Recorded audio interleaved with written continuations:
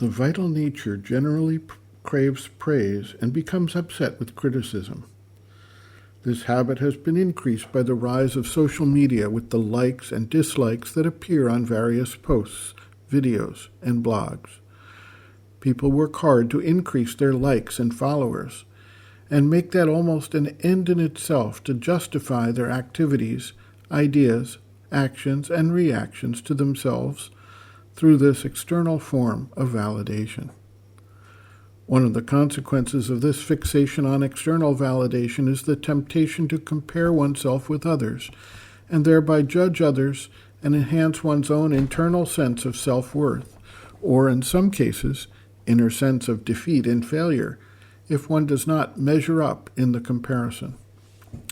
In reality, it is counterproductive and a misdirected focus to concentrate on the praise or blame one receives, as each individual has their own process, method, timing, and objectives, and not everyone follows the same path of development, trajectory, or end goal.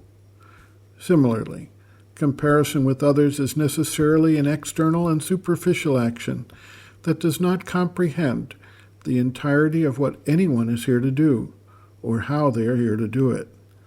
Sometimes what appears to be a circuitous route turns out to be a more comprehensive approach that bears its fruit later, but in a more complete way.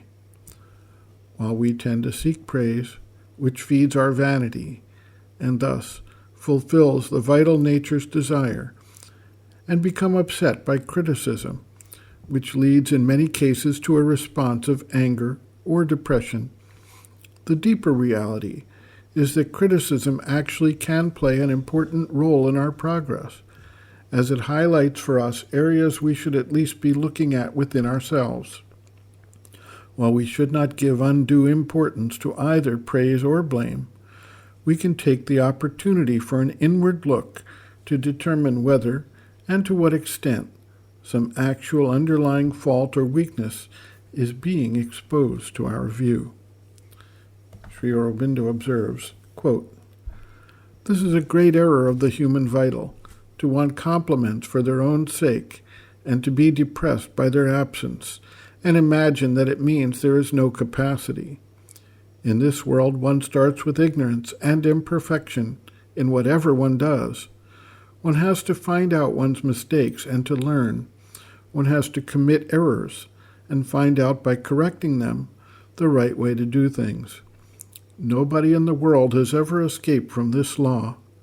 So what one has to expect from others is not compliments all the time, but praise of what is right or well done, and criticism of errors and mistakes. The more one can bear criticism and see one's mistakes, the more likely one is to arrive at the fullness of one's capacity.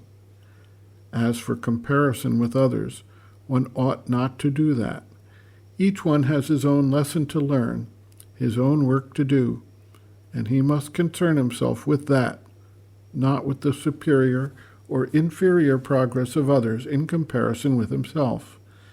If he is behind today, he can be in full capacity hereafter, and it is for that future perfection of his powers that he must labor. But learn to welcome criticism and the pointing out of imperfections.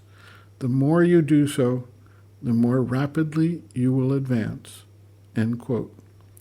Reference, Sri Aurobindo and the Mother, Looking from Within, Chapter 2, Looking at Oneself and Others, pages 38 to 39.